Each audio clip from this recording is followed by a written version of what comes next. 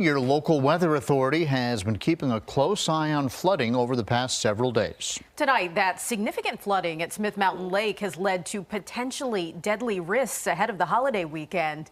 10 News reporter Lindsay Kennett is live at the lake tonight. So, Lindsay, what do things look like after all that rain, and what kinds of warnings are in place for boaters? The flooding is just so intense here. I've never seen it this way before. I'm at Bridgewater Marina. Take a look behind me. You can see just how high the water is. It is completely flooded over the docks, and they've even blocked it off. Now, Memorial Day weekend always carries its risks with so many people out and about, but with all this flooding and damage, it's even more dangerous.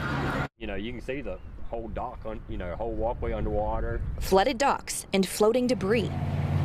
Not exactly an ideal Memorial Day weekend at Smith Mountain Lake. It was actually more water than I thought. Marvin Powell came to check on his boat at Waterwheel Marina Friday morning after heavy rain flooded the lake. We were actually planning on being on the water today, but of course all that changed. The marina closed until further notice. Shane Wilson, a conservation police officer with the Virginia Department of Game and Inland Fisheries, says a big danger is shore power. Electrical sockets could be underwater. If people touch the water, they could get shocked under the water, and most people don't even know it's there until they're in it, and it's very, very hazardous, could be fatal. Wilson says officers have been on standby all day, wrangling boats that floated away in the floodwaters. And he says debris hidden in the water could damage boats and injure passengers. Smith Mountain Lake Cito posted on Facebook warning boaters that their tops and lights might not have enough clearance under Hales Ford Bridge due to high water, writing, "Best advice is to not boat until this water goes down."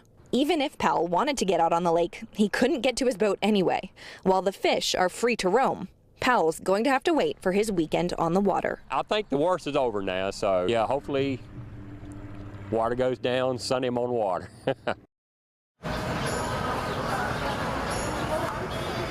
We've also just learned that law enforcement in this area and Cito are asking every boater to stay at idle speed anywhere on the lake because of the high waters and the debris.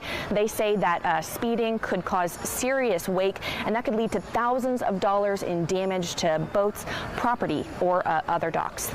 Reporting live at Smith Mountain Lake, I'm Lindsay Kennett, 10 News, working for you.